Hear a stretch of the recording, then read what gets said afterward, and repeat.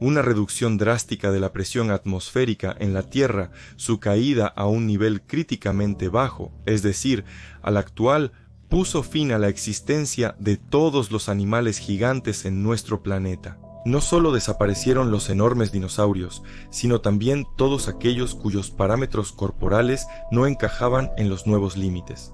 Esto incluye a los gigantescos perezosos, los enormes Indricotheriums y los lobos que pesan 1 tonelada, y, por supuesto, los gigantes humanos. En cualquier caso, ya no podían existir en la superficie. Y eso significa que la Tierra liberó espacio para una nueva especie dominante, el hombre común, es decir, nosotros. Sí, sé que en realidad nuestro autodenominado es un poco diferente. Nos llamamos a nosotros mismos, es decir, el hombre racional. Pero entiendes que llamarnos racionales es una gran exageración. Inteligentes sí, astutos sí, pero racionales definitivamente no. Somos demasiado susceptibles a las emociones, los sentimientos, la influencia de sustancias psicotrópicas y métodos de programación. Al final del día, la ira banal, la furia, la avaricia, el orgullo, cualquiera de estas emociones está constantemente presente en cualquier persona y puede fácilmente nublar la razón e incluso la conciencia a algún rincón lejano. Así que no podemos llamarnos racionales de ninguna manera. Y después de que la presión atmosférica cayó, los dioses, es decir, los representantes de otras civilizaciones, se quedaron en algún lugar profundo bajo la tierra, y sus guardianes, los titanes, golems, gigantes y otras entidades controladoras parcialmente perecieron y también se escondieron en refugios. Nos quedamos solos. Estás en el canal Época de Desconfianza con Mijail Kalmykov y continuamos la historia que comenzó en el video base de extraterrestres. Cualquier coincidencia de la historia con eventos reales es lógica o accidental. Los guardianes Ítac, que se quedaron solos en la superficie del planeta, la gente sin la debida dirección se degradó.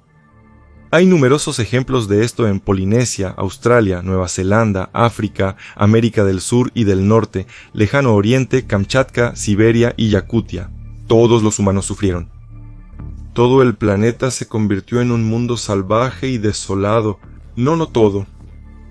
El Mediterráneo, el Cercano Oriente y Europa mostraban signos de civilización. Eso es una pequeña parte de la superficie total del planeta, sumando no más del 12 al 15% de la Tierra total. Pero en esta parte, la civilización no pereció, sino que intentó recuperarse. ¿En qué se diferencia de todo el resto de la Tierra? ¿El clima suave de Europa? En la llanura de Rusia Central o en el territorio actual de Estados Unidos, las condiciones no son peores en absoluto. ¿El mar Mediterráneo permitió el desarrollo del comercio? ¿Y qué hay del mar Caribe, el mar japonés, el mar del este de China e Indonesia? Las condiciones para el comercio allí no son peores. Y el clima es agradable. Entonces podrías decir que en Europa y el Mediterráneo se encuentran las mayores reservas de mineral de hierro y cobre. De nuevo no. Los yacimientos de hierro más grandes del planeta se encuentran en Bolivia. Sí, también hay en la India, y son bastante grandes. Así como en el noreste de China. Y el depósito de cobre más grande, nuevamente, no está en Europa sino en Chile, es decir, en América del Sur. En otras palabras, el inicio de la civilización no se basó en la presencia de algún recurso. Entonces, ¿qué? Se cree que la primera civilización surgió en el Cercano Oriente. El imperio sumerio acadio, es decir, los antiguos sumerios. Hablaban principalmente en el idioma acadio, del cual casi no sabemos nada. ¿Cómo que no sabemos? Se ha escrito mucho, pero desconocemos la pronunciación precisa de esas y otras palabras. Todas las afirmaciones sobre cómo sonaba esta o aquella palabra comienzan con las palabras suponemos o creemos, es decir, no es exacto. ¿De dónde viene el nombre Sumer y qué significa? Y todo es bastante simple. Este nombre fue dado por los investigadores y decodificadores del siglo XIX y significa la gente de la tierra de Sumer, la gente de Sumer. Esa es la explicación que parece explicarlo todo. y a la vez no explica nada. Lo más extraño es que el nombre mismo de este pueblo es completamente diferente. Pero por alguna razón los historiadores decidieron darle eso. Se considera que el idioma sumerio-acadio es uno de los idiomas semíticos más antiguos. Entonces, debe haber algunas palabras y significados similares en el idioma moderno, al menos en los ecos. Aproximadamente de la misma manera que cualquier ruso puede leer relativamente libremente textos búlgaros, polacos o ucranianos. Muchas palabras, a pesar de pronunciarse diferente, aún se escriben igual y se pronuncian igual, solo que el acento se coloca en un lugar distinto. Actualmente, solo hay 6 lenguajes semíticos en uso. Estos son amárico, tigriña, asirio neo-aramaico, maltés, hebreo y el más numeroso, árabe. Por lo tanto, es bastante sencillo de comprobar. Solo en hebreo hay una palabra que suena similar. Esta palabra es sumerio.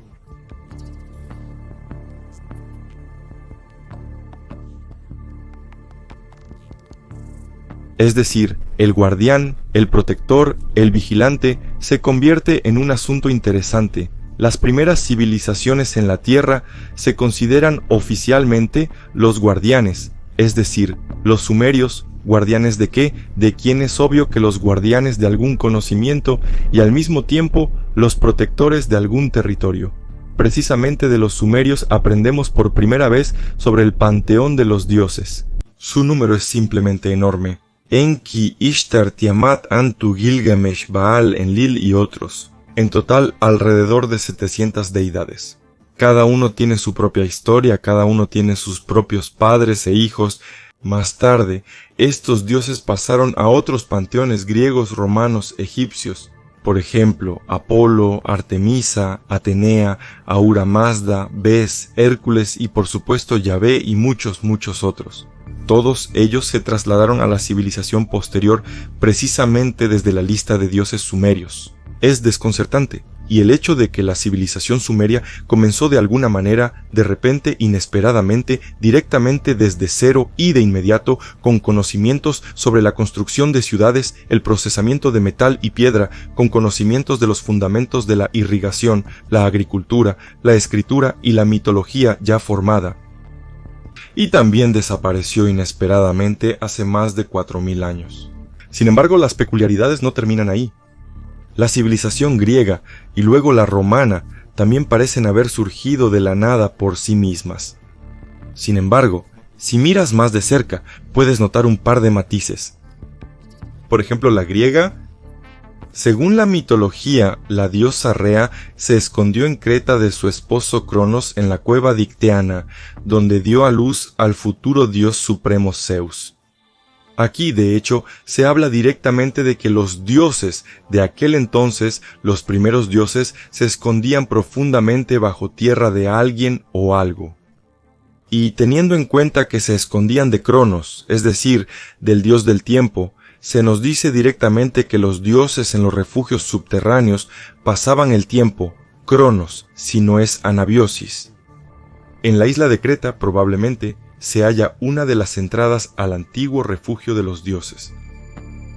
Bueno, ¿y qué pasa con la civilización egipcia?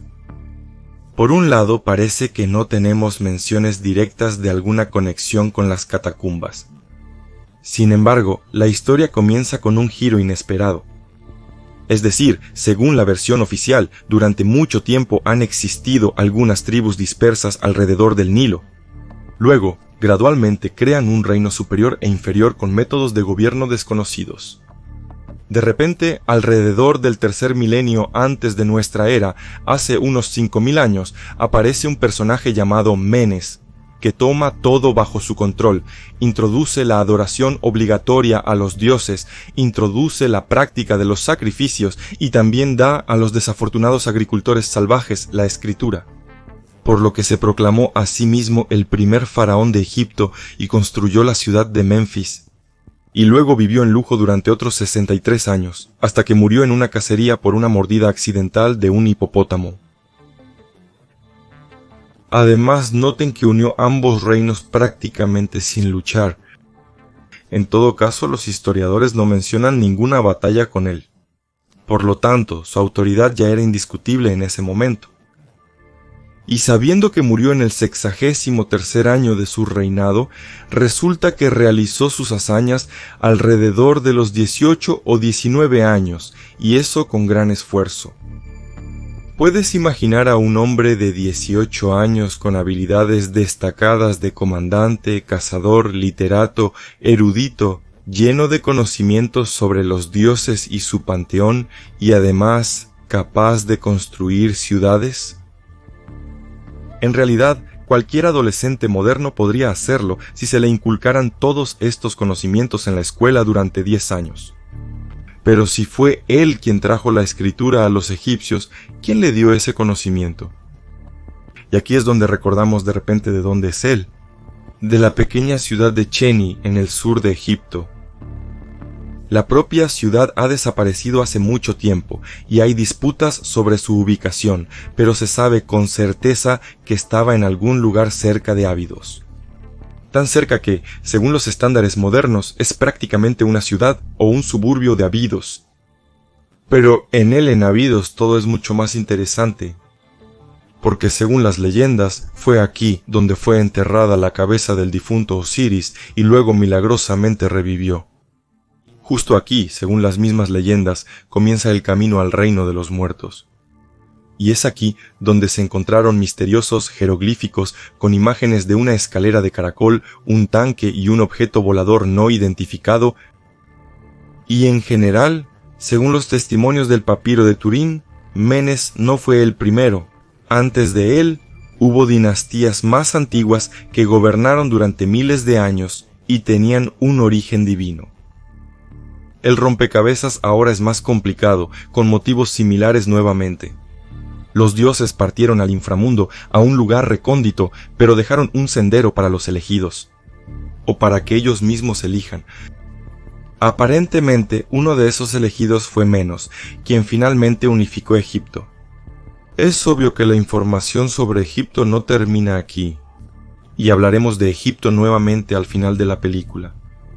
Pero por ahora, echemos un vistazo a otra civilización, la romana. Los planes de los dioses, aunque la civilización romana tuvo un impacto enorme e incluso decisivo en toda la historia posterior, su fundación a primera vista no parece estar relacionada con los dioses que se esconden en algún lugar debajo de la tierra. Simplemente absorbió todas las civilizaciones previamente conquistadas por ella, incluyendo la griega, la egipcia, la celta, la persa e incluso la sumeria, mediada por un panteón que había mutado muchas veces. Esto es por un lado. Por otro lado, como se dice, no todo es tan simple. ¿Cómo logró un puñado de soldados derrotar a civilizaciones respaldadas, aunque de manera desorganizada, por dioses antiguos? Las leyendas sobre la aparición del Imperio Romano varían. En una leyenda son los descendientes de Eneas, quien se salvó de Troya, que de alguna manera, entre otras cosas, era hijo de la diosa Venus o Afrodita, de un hombre mortal. Curiosamente, durante la guerra de Troya, en la que los dioses participaron directamente en las batallas junto a los humanos, Eneas fue salvado 2 veces. Una vez fue salvado por un par de dioses, Afrodita, es decir, su madre, y Apolo. La segunda vez fue salvado directamente de Aquiles por el propio Poseidón. ¿Por qué los dioses de alto rango de repente salvarían a un mortal, incluso si es el hijo de Venus? Después de todo, la misma Venus al principio entendió que salvar a un mortal es un acto terrible para una diosa. Por eso le dio el nombre de Eneas, que en traducción significa terrible. Sin embargo, los dioses se preocupaban mucho por su salud. Lo que nos interesa en este momento es el hecho de que el fundador del Imperio Romano era hijo de una diosa. También existe otra leyenda sobre la fundación de Roma. Es la famosa historia que aprendimos en la escuela sobre Rómulo y Remo, 2 hermanos que fueron amamantados por una loba en las colinas del Capitolio. Y aunque parece completamente diferente, no lo es. Según ella, Eneas no fundó Roma, sino la ciudad de Alba Longa en la provincia de Lacio. Después de aproximadamente 500 años de gobernar la ciudad y la provincia, sus descendientes, los hermanos Numitor y Amulio, no compartieron el trono, como resultado de lo cual los hijos de Numitor fueron asesinados y la hija de Rea fue hecha vestal.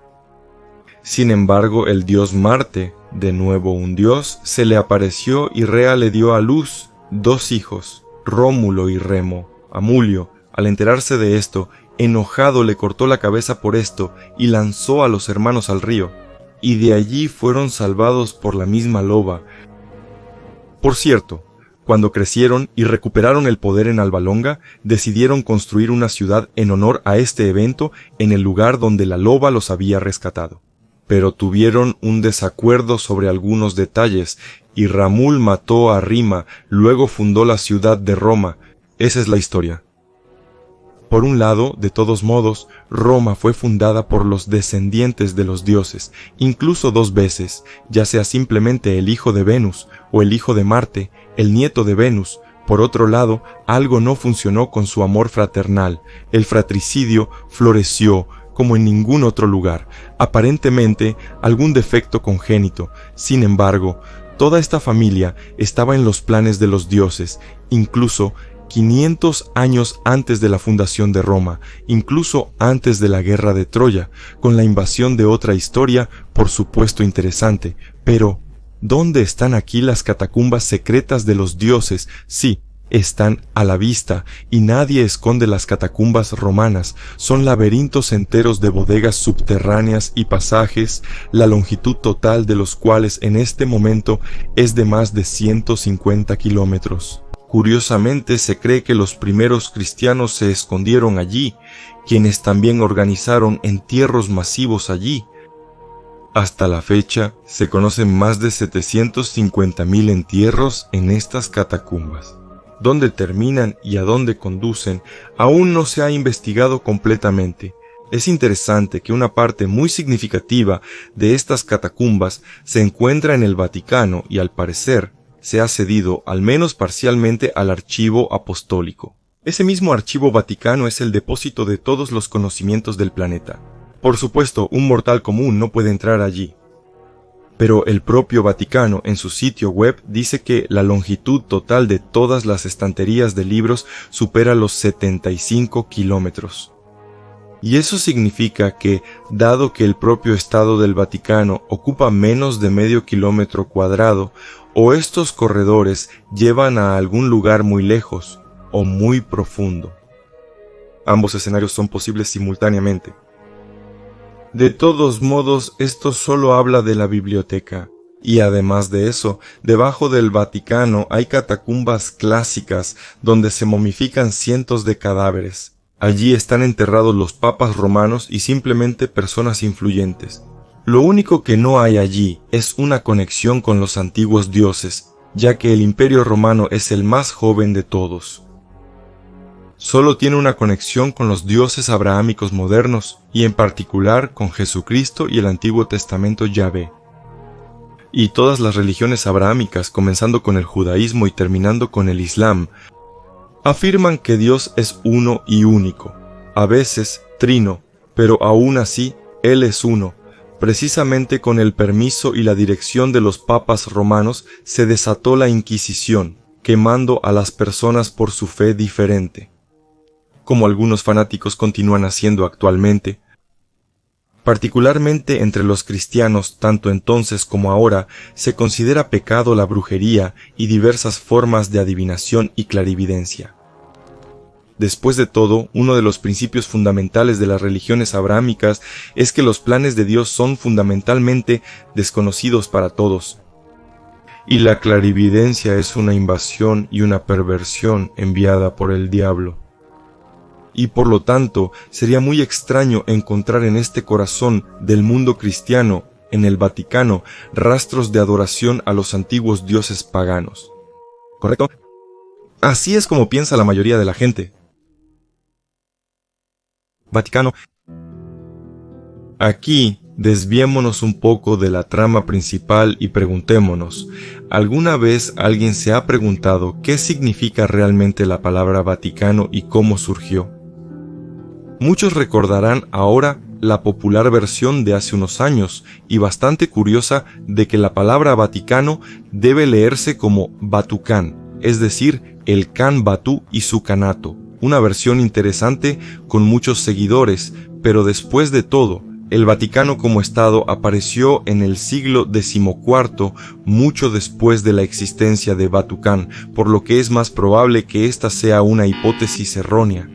Pero la versión oficial es aún más interesante, y para esto no necesitamos recurrir a teorías conspirativas, basta con mirar la versión oficial bastante razonable. Y así, la palabra Vaticano se usó por primera vez en los llamados Acuerdos Lateranenses de 1929, cuando se necesitaba inventar un nombre para el estado enano dentro de Roma.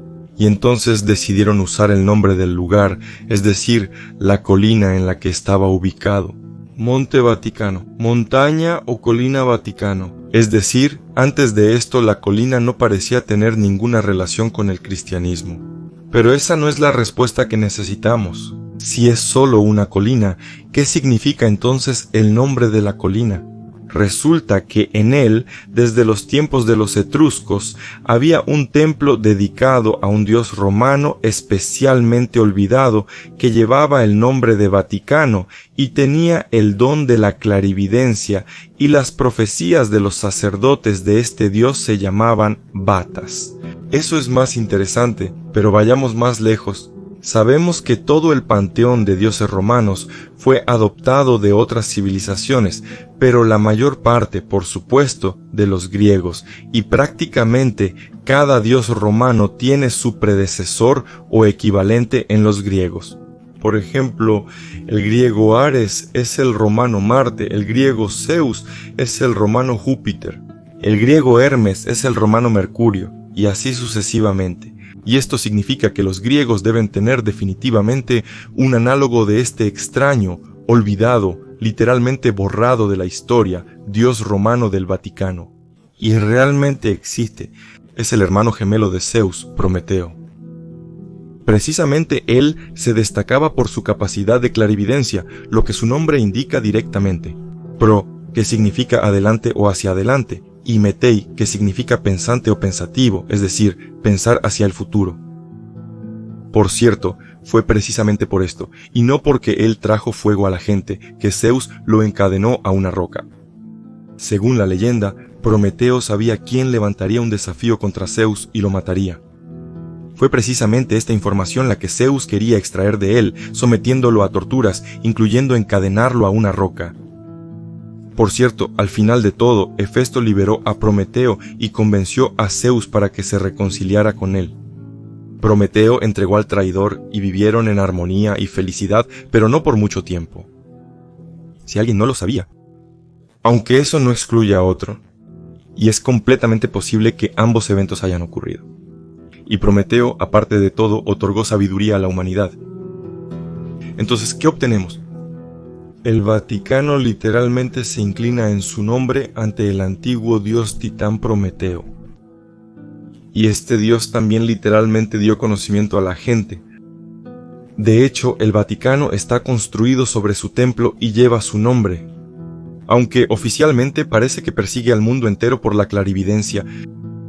Es decir, resulta que todo el mundo católico, con los papas romanos a la cabeza, no se inclina ante Cristo ni ante Yahvé, sino ante Prometeo.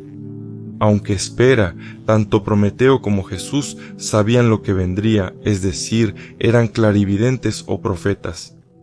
Ambos trajeron nuevo conocimiento a la gente, fueron maestros de la gente. A ambos, a Prometeo y a Jesús los atormentaron, a uno en una roca, al otro en una cruz. Tanto Prometeo como Cristo, siendo crucificados, sufrieron con objetos punzantes. A uno, un águila le devoraba el hígado, al otro, el legionario Longinos le asestó un lanzazo en el costado. Y a pesar de esto, ambos se salvaron. A uno lo perdonaron y rechazaron, mientras que el otro resucitó. No puede haber tales coincidencias.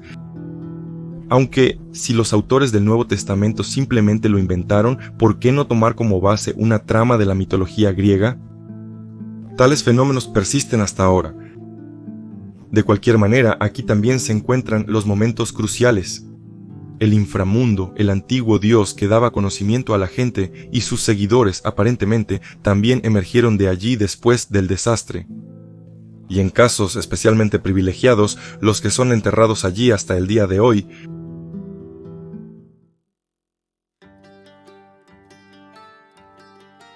Bueno, ¿hay más coincidencias similares?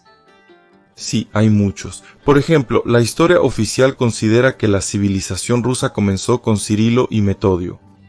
Es decir, una civilización real, no estas uniones agrícolas familiares. Nos damos cuenta contigo de que en realidad no es así, pero en este caso me interesa la versión oficial, es decir, el momento fijado y reconocido de adquisición de conocimientos y habilidades en forma de alfabetización. Es decir, la aparición de Cirilo y Metodio ante la gente. Y ellos también nos trajeron el gran regalo de la alfabetización, ¿no de inmediato? Primero, pasaron mucho tiempo estudiando en un monasterio bajo el nombre de Polichrón, en Turquía. Es decir, en este monasterio es donde sufrieron, inventando un alfabeto y un idioma para nosotros. Conté esta historia con más detalle en la película Las aventuras inesperadas de Kirill y Mefodí. Sin embargo, el nombre del monasterio habla por sí mismo, Policrón, es decir, un depósito de muchas cosas. O como una opción de traducción multitemporal, es decir, a largo plazo. Con el texto directo y persuasivo. Y el nombre de la montaña en la que se encontraba también es significativo, el pequeño Olimpo. Es decir, un pequeño lugar donde viven los dioses. De nuevo, subterráneos, dioses y conocimientos. Por cierto, vamos a ver qué pasa con el gran Olimpo principal que está en Grecia. Cualquiera que desee comenzar la ascensión a esta montaña probablemente comenzará desde una pequeña ciudad en la base, con una población de solo 7,000 personas, pero con un nombre muy significativo, Litochoro. Es decir, un depósito de piedra. Interesante, ¿verdad? En el gran Olimpo, Litorón, en el pequeño Olimpo, Poligrón, los dioses nuevamente, el refugio subterráneo, el depósito y el conocimiento, incluyendo la escritura, que dan a las personas, eligiendo desde allí.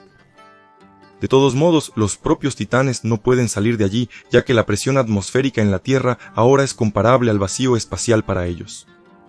Para mantener la vida necesitan andamios y exoesqueletos. Como medida temporal son adecuados, pero no para vivir permanentemente en la superficie. Entonces, resumamos los resultados intermedios. Después de algún tiempo después de la repetida catástrofe, después de que la densidad de la atmósfera de la Tierra disminuyó críticamente, la atmósfera y la biosfera comenzaron a normalizarse. No fueron los titanes quienes salieron de los búnkeres, sino las personas que llevaron consigo.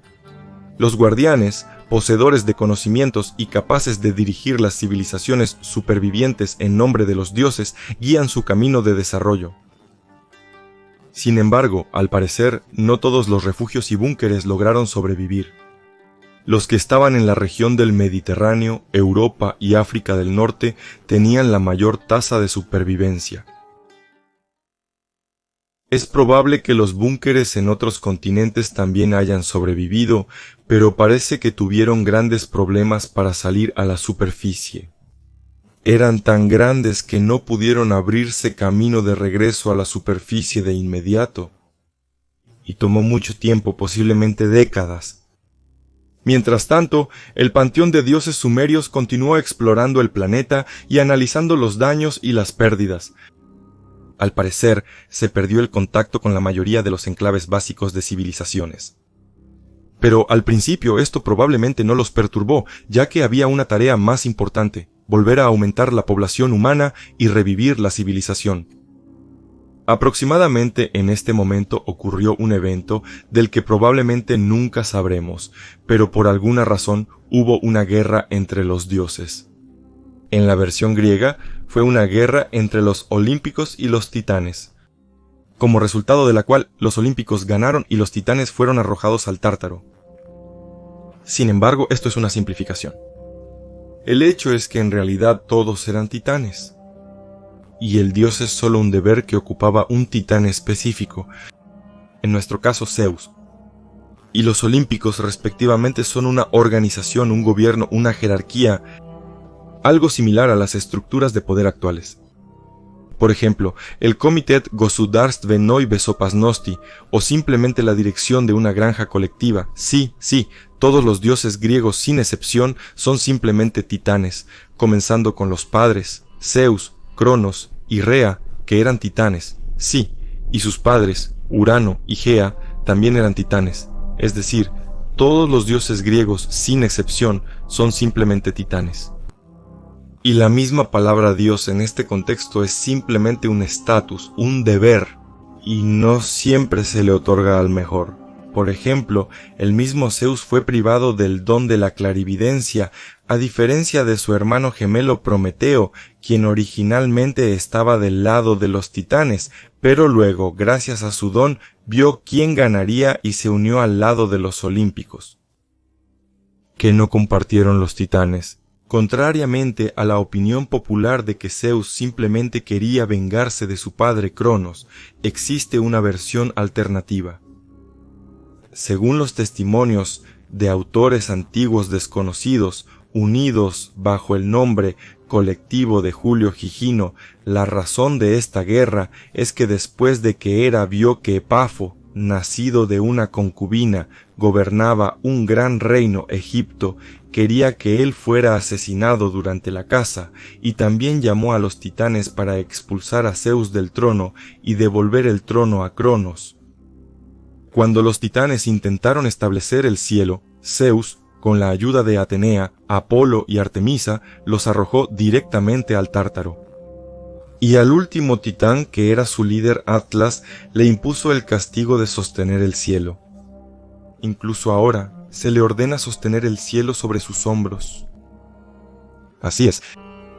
Por lo visto, Atlas sostiene el cielo y no puede moverse para repararse, porque si se mueve, el cielo caerá. Y Epaf, por quien todo comenzó, parece ser el mismo hombre con linaje divino que gobernó Egipto mucho antes de Menes. Entonces, resumamos. La guerra de los dioses fue, en realidad, la guerra de los titanes. Segundo, el enclave egipcio, al parecer, sufrió mucho, y el liderazgo fue confiado a un semidios, medio titán, medio humano.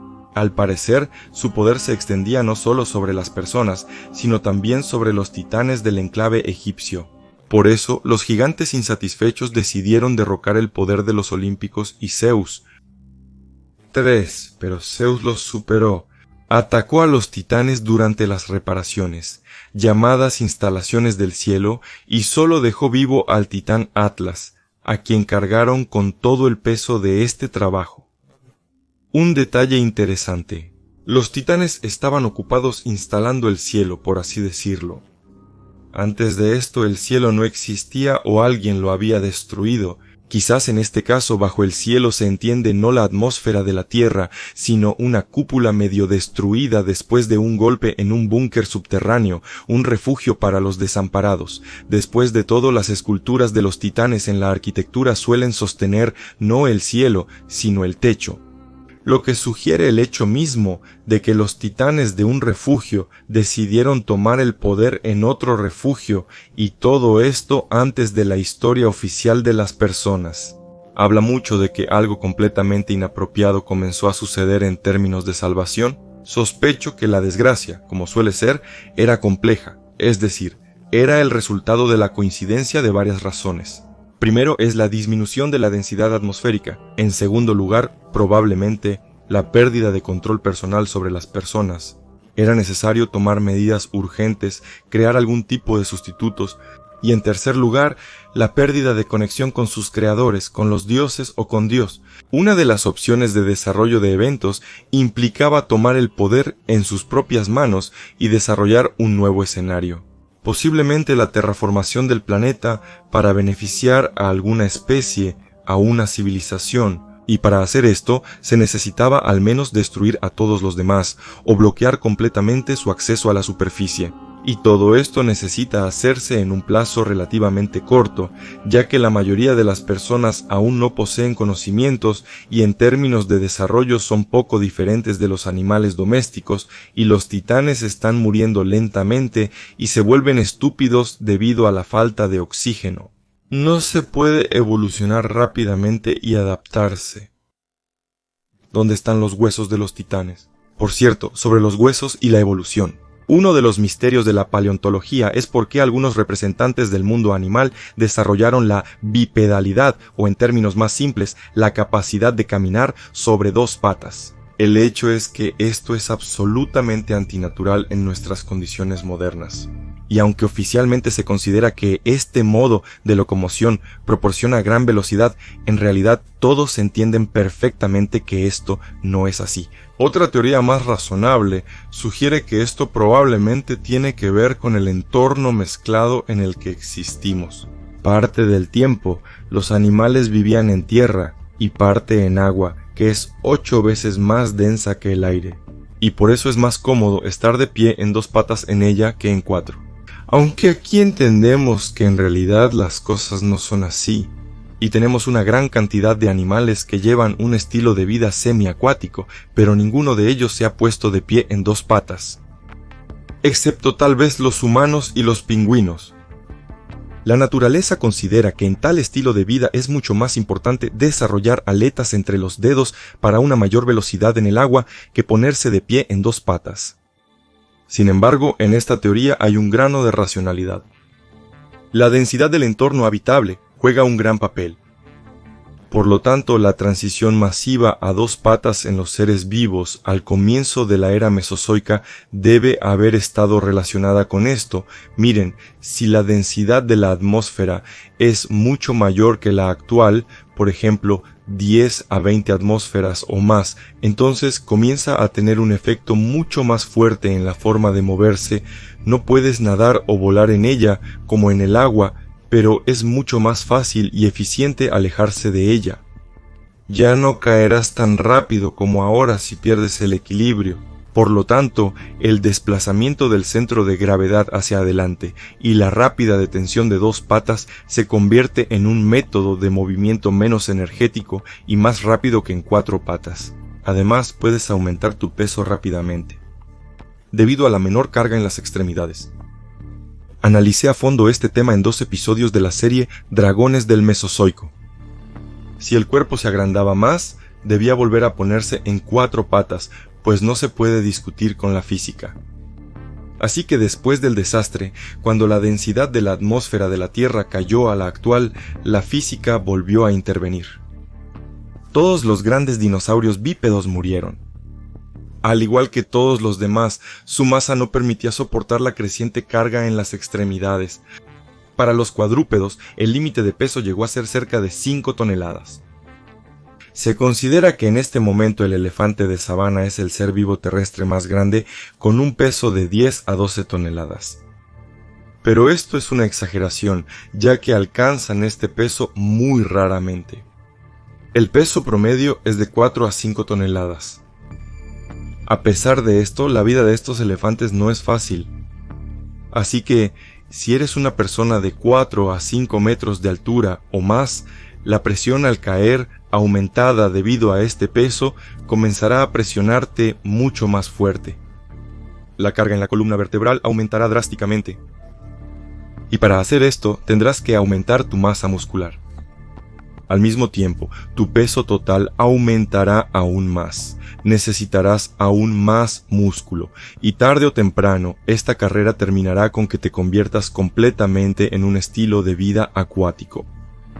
O, lo que es más probable, te inclinarás fuertemente hacia adelante y te apoyarás en tus manos. Sería aún mejor si alargas tus brazos y acortas tus piernas para que tengas que inclinarte menos. Así es como obtenemos un gorila.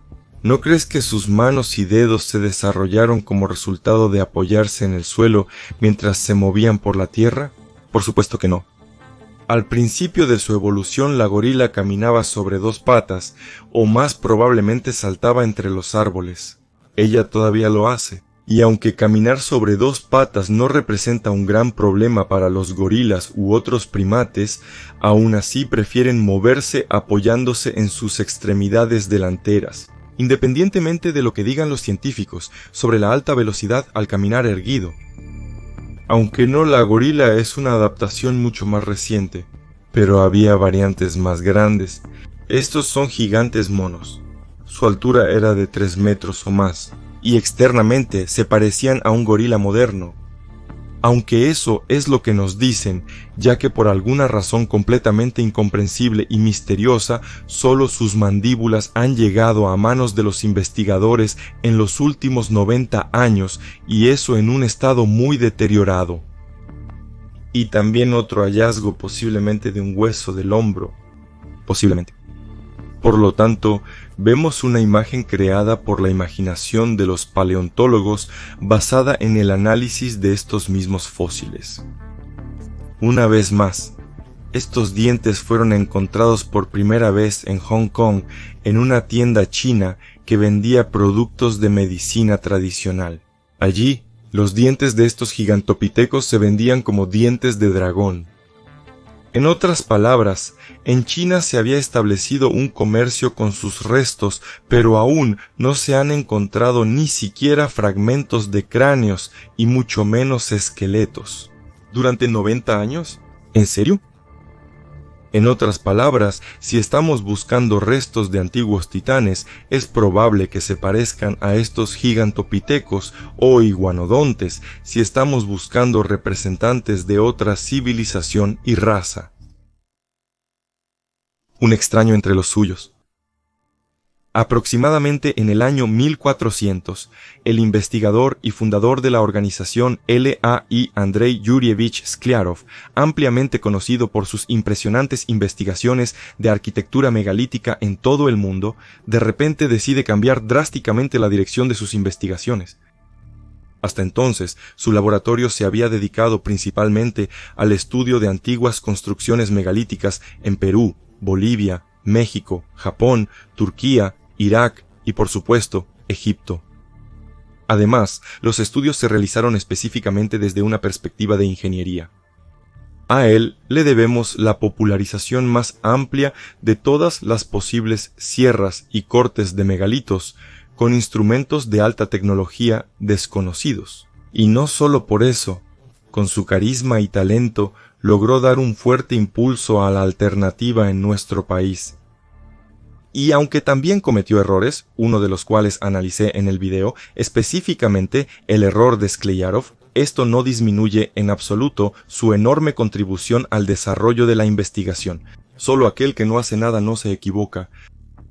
Así que, en el año 2014, según sus propias palabras, su laboratorio de historia alternativa recopiló una cantidad excepcional de pruebas de la existencia de antiguas civilizaciones altamente desarrolladas. En resumen, los resultados llegaron a tiempo para la conclusión. Considero que el primer resultado más significativo es los hechos de que en la antigüedad en nuestro planeta quedaron rastros de alguna civilización altamente desarrollada. Existen, y además de una civilización altamente desarrollada en términos técnicos, con una producción de maquinaria avanzada. Hay tantas evidencias de estas, hemos encontrado miles de signos de tecnologías avanzadas, que en mi opinión, la pregunta de si había o no una civilización altamente desarrollada aquí en la antigüedad, considero que ya está cerrada.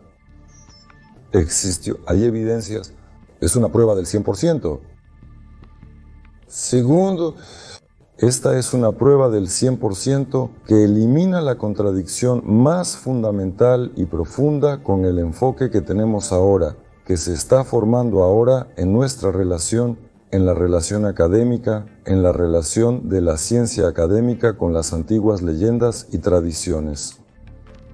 Vemos que esto fue hecho por alguna civilización altamente desarrollada. Las habilidades de esta civilización excedían enormemente las de nuestros ancestros. Y los hechos están presentes. Por lo tanto, existían algunos representantes, no importa de qué tipo, pero aquellos que nuestros antepasados llamaban dioses. Es difícil no estar de acuerdo con él, Por eso tomó la decisión de cambiar drásticamente la dirección de la investigación y pasó de recopilar pruebas a estudiar lo que realmente sucedió en esos tiempos inolvidables.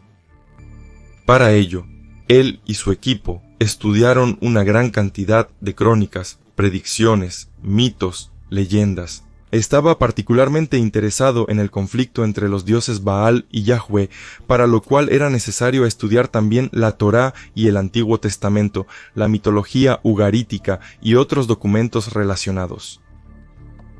El resultado fue su libro Yahweh contra Baal, Crónica de un golpe de estado. Se concibió como una trilogía, pero solo logró salir la primera parte. Sin embargo, esto es más que suficiente. En ella, Andrei Skliarov analiza meticulosamente las fuentes del Antiguo Testamento y reconstruye los eventos desde el comienzo de la historia de Abraham hasta el Éxodo.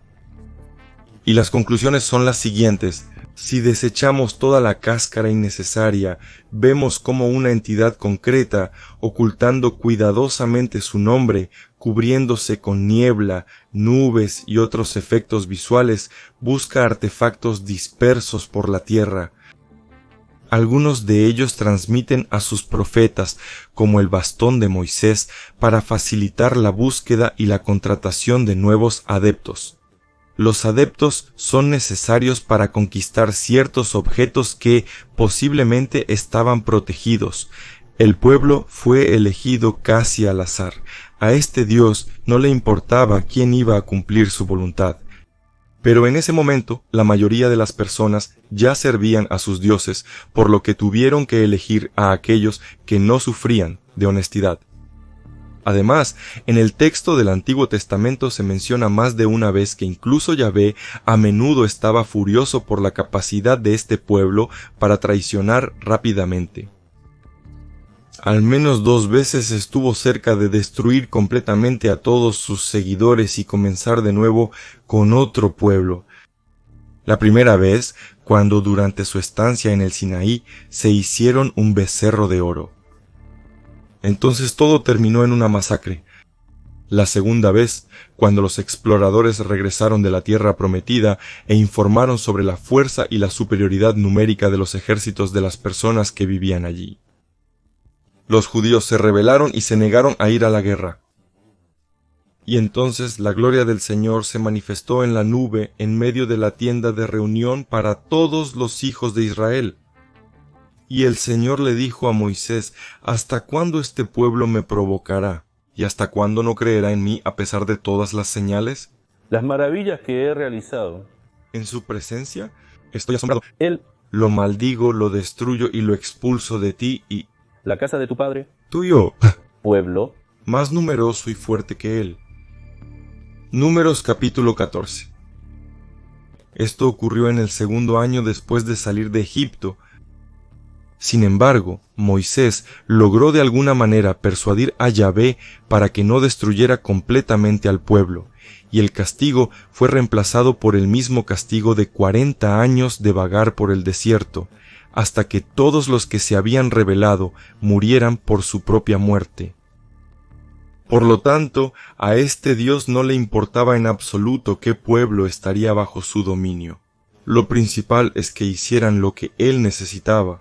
Y lo que él necesitaba era lo siguiente. En primer lugar, obtener el control de la cueva de Macpela, donde fueron enterrados Adán y Eva y algunos artefactos de otros dioses. Quizás hay otra entrada al búnker subterráneo allí. En segundo lugar, necesitaba llegar a Jericó y tomar algunos artefactos sobre los cuales la Biblia no informa en ningún lugar. Sin embargo, se dice que en la batalla por Jericó, el arcángel Miguel participó personalmente por primera y última vez. Aparentemente, estaba supervisando la estricta ejecución de la orden de no tomar ningún trofeo después de la victoria. Ninguno, absolutamente. Es decir, todo lo que quedaba después de la victoria fue inspeccionado minuciosamente, casi personalmente, por el arcángel Miguel. Algo muy importante estaba allí. Y después de la victoria sobre Jericó, Jehová y los arcángeles nunca más aparecieron en persona ante la gente, es decir, probablemente lograron su objetivo. ¿En qué consistía entonces ese objetivo? Andrei Skliarov creía que el objetivo era precisamente un cambio de poder entre los dioses, y esto no carece de sentido, considerando que, al perder la conexión con sus creadores y la capacidad de vivir libremente en la superficie, los titanes comenzaron a desarrollar formas de gobernar a distancia. Esto se demuestra bien en el episodio con Eneo. Venus, también conocida como Afrodita, lo dio a luz de su unión con un mortal.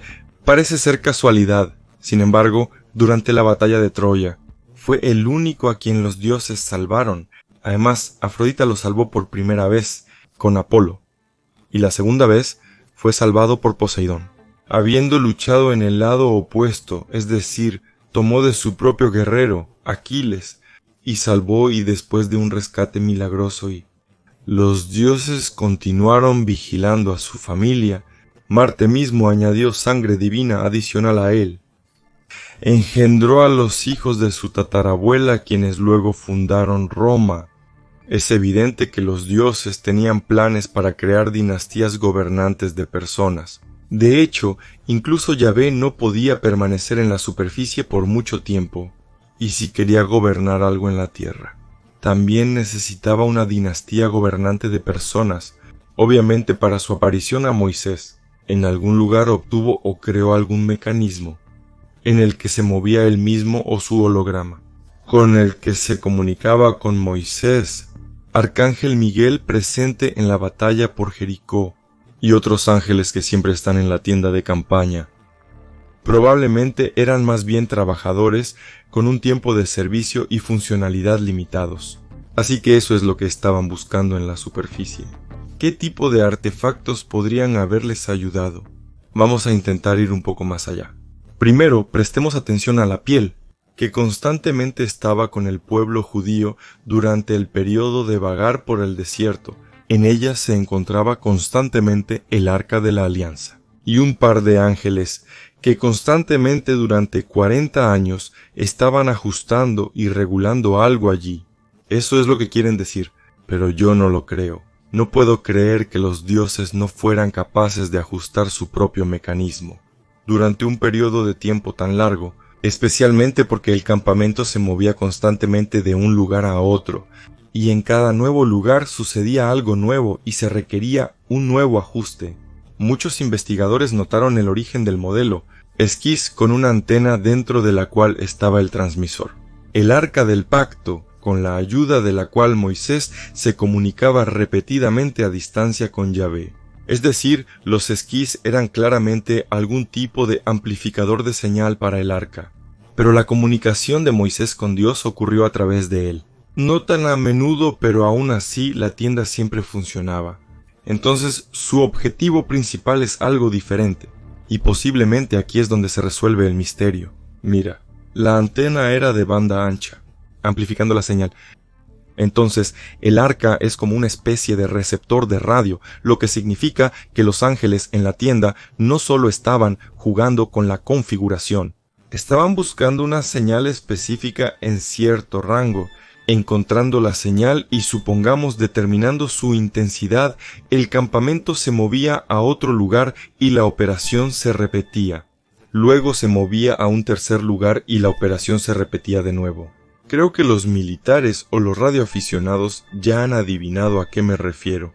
Lo único a lo que se parece esto es a un peeling. Búsqueda del origen de la señal mediante triangulación. Se necesitan al menos 3 puntos para esto, pero cuantos más, mejor. Y a juzgar por el hecho de que las mediciones se realizaron hace 40 años, el punto mismo no se movió en absoluto. Sin embargo, la señal era muy débil. Si estuviera en el espacio o en la superficie de la Tierra, tal operación de búsqueda tomaría un par de horas, en el peor de los casos una semana. Pero al parecer la señal era muy débil, por eso se necesitó tanto tiempo y esfuerzo. Sin embargo, se encontró la fuente de la señal, luego Jericón y Yahvé desaparecieron con los ángeles. Más precisamente, desapareció del campo de visión del pueblo elegido por Dios, pero no de la historia. Pirámides. Muchos historiadores señalan que en el Antiguo Testamento y en general en la Biblia nunca se mencionan las pirámides egipcias. Los historiadores mastican algo incomprensible sobre este tema, tratando de justificarlo con, por ejemplo, que sus menciones se perdieron. Pero es que ni siquiera hay pirámides en los mapas recientes. Por ejemplo, en los mapas del mundo del siglo XVI y XVII tampoco están. El ídolo de oro de la abuela que se encuentra en algún lugar lejano en la salvaje Yakutia está allí, pero no hay pirámides. Además, sabemos que todos los edificios antiguos, sin excepción, están diseñados para personas de 3 metros o más, es decir, para titanes y gigantes. Sin embargo, por ejemplo, el sarcófago en la cámara del faraón en la gran pirámide egipcia de Keops está diseñado para una persona de poco menos de 2 metros de altura. En otras palabras, las pirámides aparecieron recientemente, cuando ya no había titanes ni dioses, y servían para las personas modernas, no para los dioses. Pero claramente no fueron creadas por humanos, o al menos por humanos que poseían las tecnologías y el conocimiento de los dioses. Y claramente tienen algún tipo de propósito. Uno de los primeros en notar que las pirámides tienen una gran similitud con las antenas de roca fue el ahora fallecido profesor Sergei Siparov, quien trabajó en el equipo de Andrei Skliarov y, aparentemente, le transmitió muchas de sus ideas. Notó que las pirámides funcionan maravillosamente como un detector de alguna señal. En 2004, durante el rodaje de estas notables películas, también se realizaron mediciones en las que incluso participé. Y se descubrió que la pirámide funciona maravillosamente como un tipo de detector. Se realizaron mediciones sísmicas y resultó que hay algún tipo de ruido sísmico debajo de la Tierra. Y la pirámide resalta y amplifica algunas frecuencias. Además, esta amplificación es decenas de veces más saludable. Alrededor de 20 a 30 veces, no recuerdo con exactitud. Eso es. Bueno, eso es bueno. Entonces, ella sabe cómo hacerlo. Entonces, esta suposición de que es algún tipo de detector, amplificador o algo así puede ser este hecho, es un hecho confirmado. Por lo tanto, se puede suponer que la pirámide es un filtro que dirige ciertas frecuencias de ruido sísmico. Ahora, además de que tenemos ondas sísmicas, se encuentran detalles de granito en esta pirámide, y su cantidad varía en diferentes pirámides. A veces es un revestimiento completo, por ejemplo en Miquirene, a veces es una franja en la parte inferior. A veces hay partes de granito en ciertos recovecos, dentro de las cámaras más remotas, en los pasajes más lejanos. En resumen, hay materiales de granito allí. El granito es un material piezoeléctrico. Una sustancia con efecto piezoeléctrico significa que la sismicidad, que puede existir, genera fenómenos eléctricos, tensiones éticas. Esto significa que al final de tal cosa, la señal eléctrica se convierte en electromagnética, y este es también un hecho. La pregunta es, ¿puede ser utilizado y para qué? También podemos imaginar esto. Así es como se construye un transmisor estándar cuando se utiliza una antena, el cual se emplea en la radiotécnica. Estos parámetros, la apertura de este tubo, establecen las condiciones según el propósito, la interrelación, la ubicación del conductor de ondas y del transmisor, dependiendo también del objetivo, por ejemplo.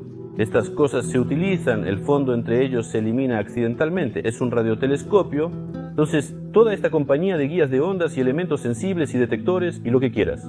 También se puede instalar una antena dentro del conducto. Lo sabemos, ¿verdad? Está dirigida hacia adentro. Parece que realmente ocurren algunos ruidos debajo de las pirámides, y la estructura de las pirámides es tal que, con la ayuda de los conductos de ondas, que son los pasajes dentro de ellas, todos los ruidos innecesarios se filtran, se selecciona una señal específica, luego se amplifica en la galería del resonador y aparentemente se alimenta en el sarcófago donde se lleva a cabo la sesión de comunicación no con Yahvé. Y con los titanes sobrevivientes en el enclave subterráneo de Egipto, es decir, para construir tal pirámide antena no solo necesitas conocer las características de la señal, sino también preferiblemente colocarla exactamente encima de ella. Y luego enfocarse en él. Dado que las paredes de piedra de la pirámide no son simplemente para cambiar su ángulo, se necesitaba una cuidadosa alineación de la señal durante muchos años para luego construir la pirámide con los ángulos correctos en el lugar correcto. Exactamente sobre el búnker, sin embargo, es un hecho obvio que la antena de la pirámide está dirigida hacia abajo. No complació a nadie, posiblemente al propio Andrei Skliarov, quien con todas sus fuerzas rechazó el origen extraterrestre del grupo de dioses, por lo que con el tiempo el propio Sergei Separov, Andrei Skliarov y todo el laboratorio de historia alternativa comenzaron a emitir alguna locura sobre que las pirámides están dirigidas hacia arriba y actúan como un faro. No puedo entender qué podría haber llevado a los ingenieros físicos y profesores a emitir tal absurdo y obvia locura. Pero el hecho sigue siendo un hecho. La triste ironía del destino es que al final son realmente civilizaciones extraterrestres, pero no están en el espacio, sino debajo de la Tierra. Está dirigida hacia el interior de la Tierra, sí, revelando hacia dónde debería estar dirigida. ¿Qué más? La pirámide está en la Tierra, ¿de qué estamos hablando? Así que también hay alguna construcción dentro, la que vimos en la diapositiva anterior, también está aquí, es la misma. Estoy pensando en algún tipo de conexión y tratando de imaginar para qué se necesita en la Tierra, no veo por qué. Así que supongo que esto se puede hacer para la conexión con alguna proximidad a algún espacio cósmico, no veo por qué en la Tierra. Está dirigida hacia el interior de la Tierra, no entiendo por qué. Está dirigida hacia el interior de la Tierra, no entiendo por qué en la Tierra. Así es como cualquier ingeniero, incluyendo a Separov, obviamente, que la antena de la pirámide está dirigida hacia el interior de la Tierra, pero no ve cómo puede haber un propósito en la Tierra. Así, el objetivo está en el espacio. Y no importa que una antena de apertura no puede funcionar en ese modo, simplemente porque su distribución está orientada hacia abajo. En principio, ningún rayo puede salir de la parte superior de la pirámide, pero con un increíble esfuerzo de voluntad, a pesar de entender perfectamente que las antenas y los faros no funcionan así, todavía intenta imponer su autoridad con una idea distorsionada a 180 grados. Es decir, las pirámides fueron creadas como un medio de comunicación con el enclave profundo, ya sea con los titanes o con sus creadores aún más poderosos. Esto literalmente explica todo. En primer lugar, explica qué es exactamente lo que intentaba encantar la piel de Yahvé en el desierto de Arabia. Ella intentaba localizar no solo un punto en el mapa de donde viene la señal, intentaba localizar a qué profundidad se encuentra. Y esto es posible gracias a la curvatura de la superficie de la Tierra a cientos de kilómetros de Egipto. En otras palabras, después de que los judíos conquistaron Jericó para Yahvé, se fue a construir pirámides, pero probablemente para este propósito eligió a otro pueblo, ya que los judíos lo tentaban demasiado a menudo y con fuerza. Era imposible confiar en ellos. Y puedo afirmar con seguridad que las pirámides fueron construidas por una de las civilizaciones europeas, que eran más confiables para este tipo de trabajo que aquellos a quienes Moisés sacó. Aunque el opus de Titán Maguilla se ha perdido hace mucho tiempo, se han conservado registros de él en otros autores griegos antiguos. Y en ellos hay testimonios bastante contradictorios. En particular, parece que durante algún tiempo los titanes bajo el mando de Cronos y los olímpicos liderados por Zeus coexistieron, pero el número de descontentos con Zeus creció, y Hera, rechazada por Zeus, provocó la guerra. No se sabe quién comenzó primero, pero los olímpicos comenzaron la guerra con la destrucción de los titanes de Egipto que estaban ocupados con la instalación del cielo, es decir, simplemente con la reparación del domo subterráneo. Podría haber movido lugares cubriendo la salida a la superficie, enterrando a todos los demás dentro. Sin embargo, no murieron, y según las señales todavía están realizando algún tipo de trabajo. Prometeo inicialmente estaba de su lado, pero aparentemente, al descubrir con su don que no habría victoria, cambió al bando de Zeus. Sin embargo, nunca recibió agradecimiento. estando encadenado a una roca, y aunque al final le dijo a Zeus que su hijo nacido de su unión con Fetida lo mataría, pero creo que Prometeo se las arregló. En realidad, fue él quien inició la guerra contra Zeus, que por cierto, continúa hasta el día de hoy. Entonces, comparemos lo que sabemos sobre Prometeo y Yahvé.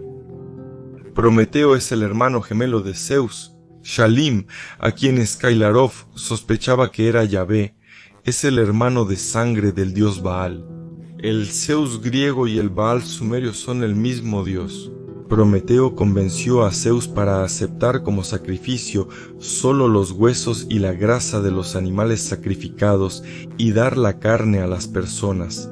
Yahvé, durante las peregrinaciones por el desierto, repetidamente le habló a Moisés y Aarón sobre la importancia de quemar la grasa, y la carne debía ser consumida por las personas. Prometeo poseía el don de la clarividencia y la profecía que incluso Zeus no tenía. Yahvé niega vehementemente la existencia de tal don en cualquier otra persona aparte de él. Prometeo creó a los humanos a partir de arcilla y agua. Yahvé también creó a los humanos de arcilla. El centro principal del catolicismo lleva el nombre del análogo romano de Prometeo, el Vaticano, y se encuentra en una colina dedicada a Prometeo, dentro de la cual hay catacumbas que conducen a una profundidad desconocida, parte de las cuales están llenas de manuscritos y libros en los que se encuentra toda la historia del mundo. ¿Alguien de ustedes sabe por qué en Pascua en Jerusalén desciende el fuego santo? ¿Qué tiene que ver aquí Jesús o Yahvé? No tiene nada que ver, en absoluto. Pero es el símbolo de Prometeo y uno de sus principales regalos, el fuego, a la humanidad. Y si es un recordatorio de su regalo, entonces tiene mucho sentido. Además, Prometeo tiene un hermoso motivo para esforzarse tanto en establecer una conexión con el enclave subterráneo egipcio. Es muy simple, allí se quedó su hermano Atlas, quien sostiene el cielo allí. Necesita ser salvado. Y aquí hay otro hecho interesante. Recientemente tuvimos los Juegos Olímpicos de Invierno en Sochi, en nuestro país. Y no habría problema, cualquier olimpiada en cualquier país se lleva a cabo de manera grandiosa y a gran escala. Pero esa olimpiada de invierno fue especialmente única. La enorme antorcha olímpica y la villa olímpica fueron construidas al pie de la montaña Ficht. Nada especial, solo que a esta montaña estaba encadenado Prometeo. Y junto a ella colocaron una gigantesca antorcha simbolizando el fuego que precisamente Prometeo dio a la humanidad. ¿Cómo te parece el simbolismo? Pero sobre esto en algún otro episodio.